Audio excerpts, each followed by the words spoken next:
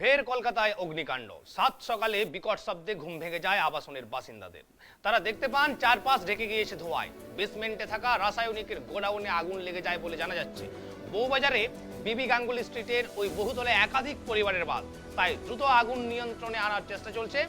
একে একে বাইরে বের করে আনা হচ্ছে বহুতলের বাসিন্দাদের। সরু গলি দিয়ে তাদের বের করে আনতে যথেষ্ট বেগ পেতে হচ্ছে। স্থানীয় বাসিন্দারা দমকলে খবর দিলে দমকলের 3টি ইঞ্জিন আগুন নেভানোর কাজ চালাচ্ছেন, কিন্তু কিভাবে এই আগুন লেগেছে তা কিন্তু এখনো স্পষ্ট না। আমরা জানার চেষ্টা করব যে বউবাজারের বহুতলে কিভাবে এই আগুন লাগলো, আমরা জানার চেষ্টা করব। এই মুহূর্তে আমরা যে ছবিটি দেখতে পাচ্ছি এটা কলকাতার বউবাজারের, যেখানে বহুতলে কিন্তু আগুন, এই আগুনের ফলে কিন্তু সেখানে যারা যে সমস্ত পরিবাররা থাকেন তাদের উদ্ধারের কাজ চলছে এবং 3টি ইঞ্জিন অলরেডি পৌঁছে গেছে। সেই 3টি ইঞ্জিনে আগুন নেভানোর কাজ চলছে। আমাদের সাথে এই মুহূর্তে ফোন কলে জুড়ে রয়েছেন আমাদের প্রতিনিধি অপ্রদীপ। অপ্রদীপ, আমি জানতে চাইবো যে এই বউবাজারের এই বহুতলে এই আগুন কিভাবে লাগলো? দেখো, তোমাকে যেটা প্রথমেই জানিয়ে রাখবো যে আজ সকালে ভয়াবহ অগ্নিকাণ্ডে দেখলো কলকাতাবাসী।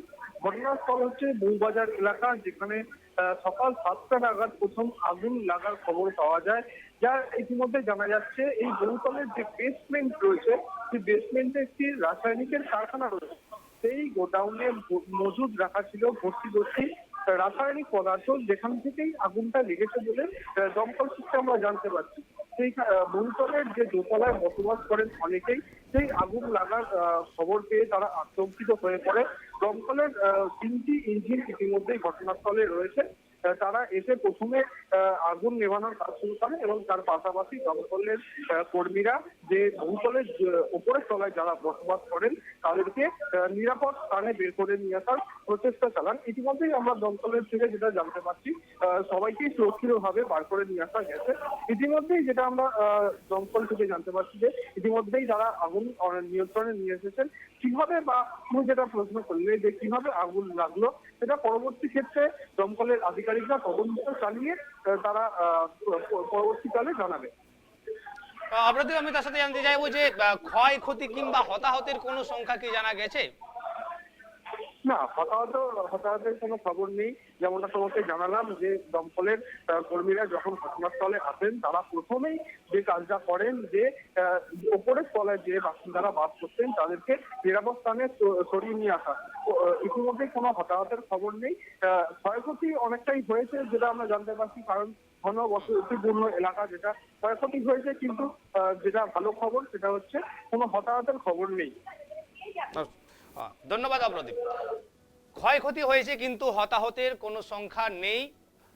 সত্যি শুনে ভালো লাগলো, কেননা এই আবাসনে হঠাৎ যদি আগুন লেগে যায় সেক্ষেত্রে কিন্তু অনেকটাই বিপজ্জনক হয়ে ওঠে মানুষের জীবনের ক্ষেত্রে।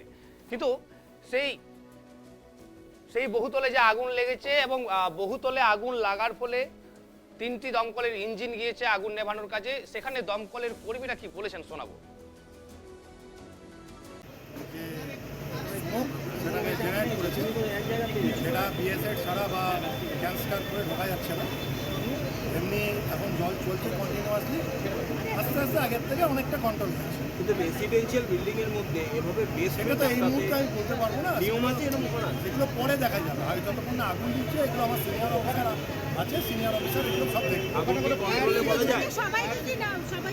বেসমেন্টের মধ্যে তো আমরা ঢুকতে পারছি না, আমাদের চারিদিক থেকে ঘিরে জল দেওয়া আছে, ভেতরে কি আছে এই মুহূর্তে রাইট নাও বলতে পারবো। বাদ বাকিটা আমার সিনিয়র অফিসার রয়েছে, তিনি আসলে স্মোক যেটা ইনো করে আমি নিজে একটু অসুস্থ হয়েছিলাম, এখন ঠিক আছে।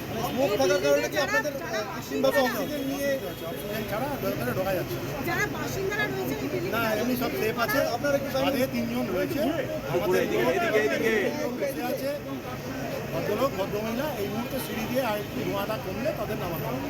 তারা খুব সুস্থভাবে ওপরে চেয়ার পেতে দেওয়া হয়েছে, তারা ছাদে বসে। আগুন কি কন্ট্রোলে? আগুন আগের থেকে অনেকটা, যেহেতু সিঁড়ি দিয়ে এই মুহূর্তে রাইট নাও নামালে বয়স্ক মানুষ তো অসুস্থ হয়ে পড়বে।